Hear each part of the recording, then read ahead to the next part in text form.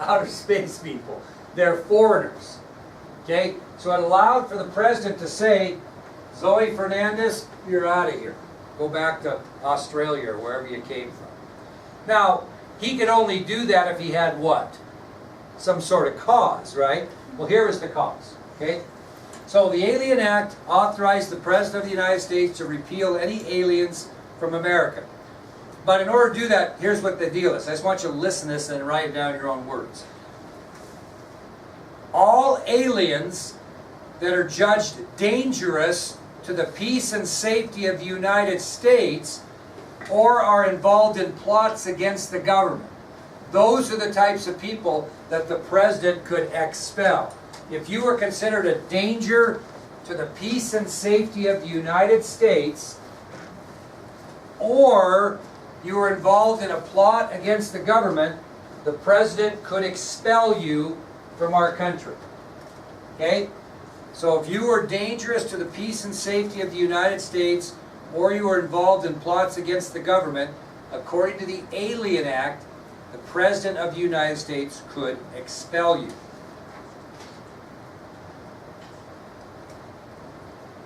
Okay, the next act was the Alien Enemies Act. Alien Enemies Act. Now, if we go back to the Alien Act, when could the President expel any aliens? Anytime he wanted, right?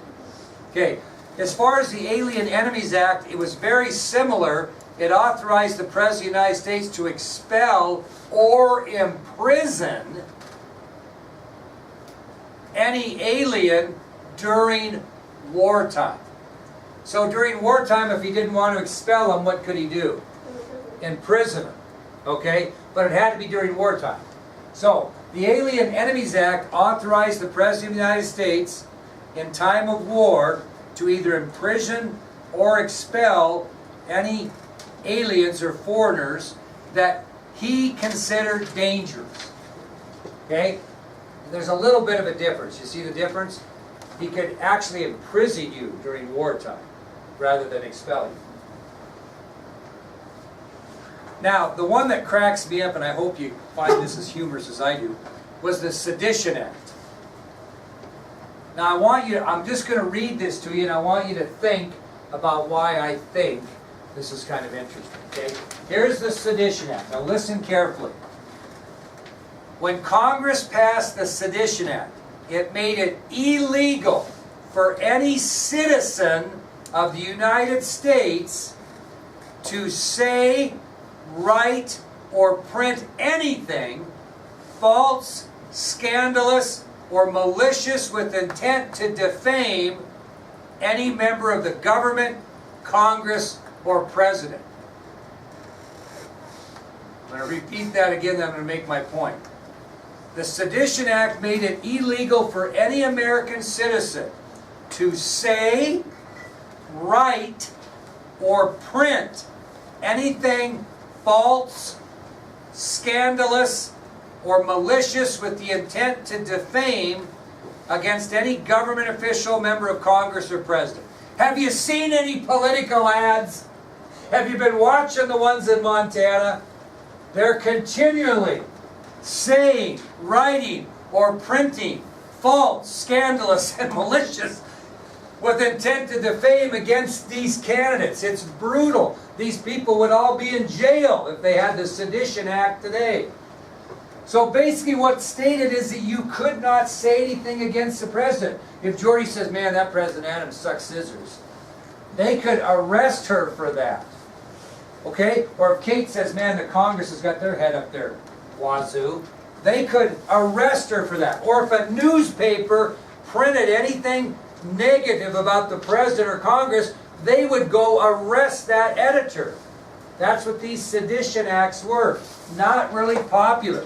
And if you violated that, they could either fine you or put you in jail. Now, who got upset about this? What type of people? The rich? No. The average man in the media. Because you couldn't say anything out against your government, because if you did, they would arrest you and either fine you or put you in jail. Now, this is a sad thing. Even though President Adams told Congress not to do this, they did it, and it ruined him. He never had a chance to be re-elected by the people after this came about, because everybody was being affected negatively, especially by the Sedition Act. Okay, do you think there were wealthy newspaper writers that were Federalists? And if they made a comment negatively about Congress, they didn't like, so it was a bad deal. But the whole reason they were passed is because there was so much anti-French sentiment, and we were trying to drum up support to go to war. By God, we were going to kick their rear. They insulted us. Okay? Now, Adams still knew that we couldn't afford war. We were not prepared. And so he made one final attempt to try to avoid war by sending some more American diplomats back over to France to see if the result could be better. Okay? So he knows that this isn't the best thing for us. And so he makes the decision to send another group of diplomats back. Now we get lucky, because as they're on their way over there, because you just don't get an airplane and fly in 1798, right? As they are going over there, the French government gets overthrown by a revolutionist by the name of Napoleon. So we get lucky. The country of France is overthrown by a revolutionist and his followers by the name of Napoleon. Well, about the last thing Napoleon wants to do is begin his rule of France with all kinds of enemies. Wouldn't you want to begin your reign free of enemies? And that's what he wanted. So he was more than eager when our diplomats got over there to negotiate a peace treaty. He wanted no part of a war with America because he was trying to establish his regime. And so what do you think they sat down and talked about and got rid of? What? The Treaty of 1778 was abolished between Napoleon and America. So no longer were we required to defend the French West Indies. No longer were we not allowed to make separate peace with Great Britain, although that maybe wasn't our thing. But what it did is it got us off the hook, didn't it? Where France couldn't use that against us any longer. They couldn't be mad about it, so to speak. And so Napoleon and the United States agreed to abandon the Treaty of 1778. And by working this out with Napoleon, President Adams and the United States avoided a full-scale war. Okay, that'll take us to our last subtopic of the day, which is the election of 1800, which is going to be another weird election. Not going to come out the way we want it to, logistically, okay?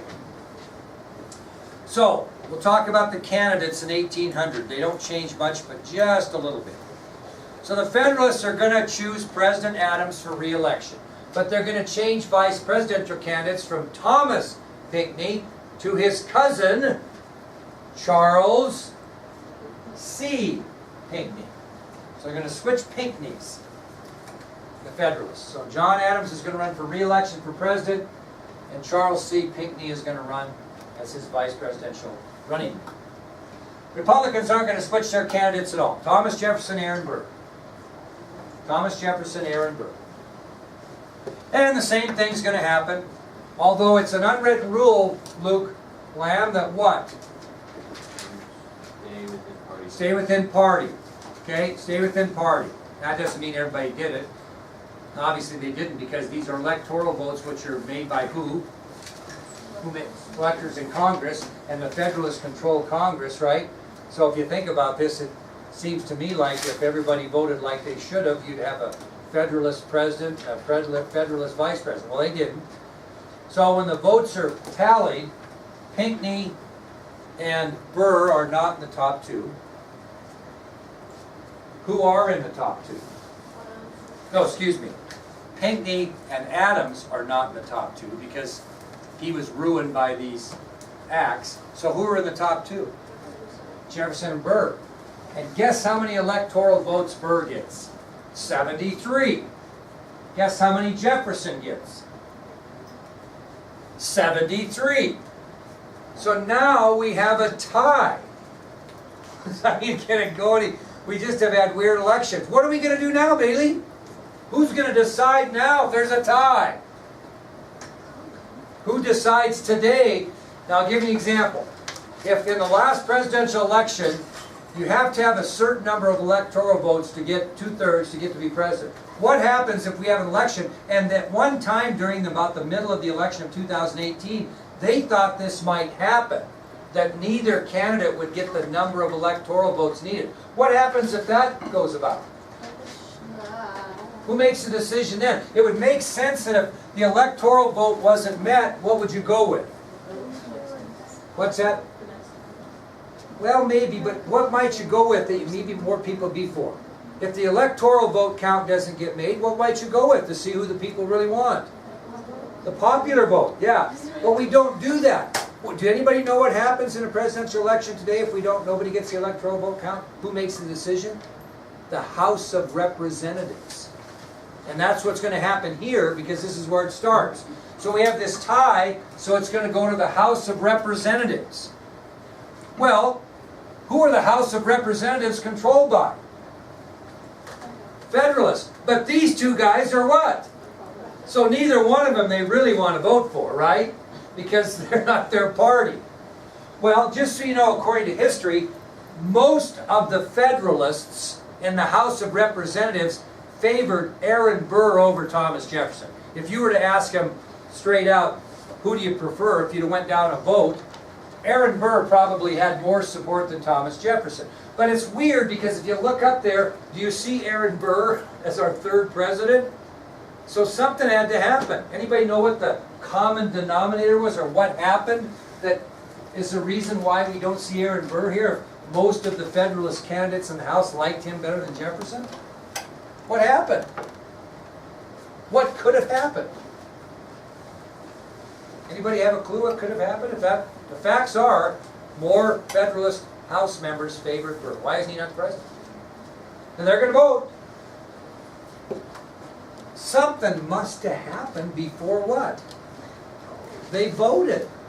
Well, I'll tell you what happened. Who's got the most influence in the Federalist Party? Absolutely, Alexander Hamilton. But he's not a member of the House, is he? But he doesn't like Burr.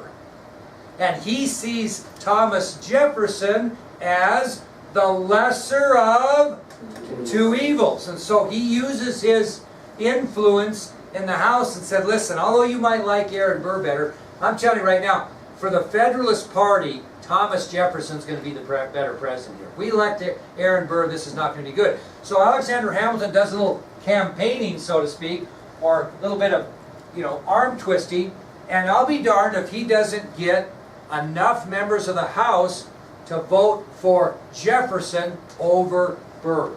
And as a result of that, Thomas Jefferson becomes President of the United States because he wins the House vote, and Aaron Burr becomes Vice President. Which, in a lot of ways, didn't bother the Republican Party, but you can see Alexander Hamilton still got his hands in this because he believes that Thomas Jefferson will be the lesser of two evils. He will be better for the Federalist Party than Burr. He may have misread that. We'll find out as we continue on here. Okay? Now, this is another election that's gone south, right?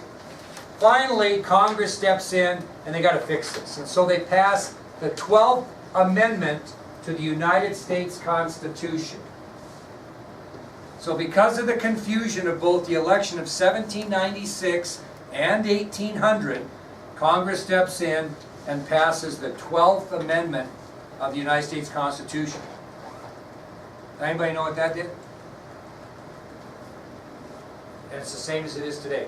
You have to vote on separate ballots for the combination of president and vice president. No more this first vote getter gets the presidency and second vote getter. You have to vote on one party. Either the Federalist Party is going to win the presidency and vice presidency, or the Republican Party is. There's no more of this craziness. You know what I mean? You're not going to have probably a tie. You know what I'm saying? But you could, I guess. And if they had a tie, where's that going to go? The House. So if Adams and Jefferson, just make a scenario. If Adams and Jefferson were running against each other in this particular election, now that the 12th Amendment, could they tie? But if they tied, who would break the tie? the House. And if they pick Jefferson, that means that Adams would be out, and so would Adams as vice presidential candidate. And even though Aaron Burr didn't do so well, he'd still be the vice president. That makes sense? So the 12th Amendment said you will vote on separate ballots for the combination of the two. And then we're still going to have an issue or two down the line, because in the election coming up, not during this test material, we're going to have an election in which none of the candidates got the number of electoral votes they needed, and it's going to go to the House again. So it's not the first time, and it won't be the last. Okay? All right, here's kind of what we're doing then. Tomorrow we'll have a lecture on final actions by President Adams from the time of the election to the time that Jefferson's sworn in, some things he does. Then we're going to give you a little time to kind of study up. We're going to have a little bit of a quiz to maybe get you off on a good start here. Okay? So, that's what we're doing. And then Wednesday we'll start new material.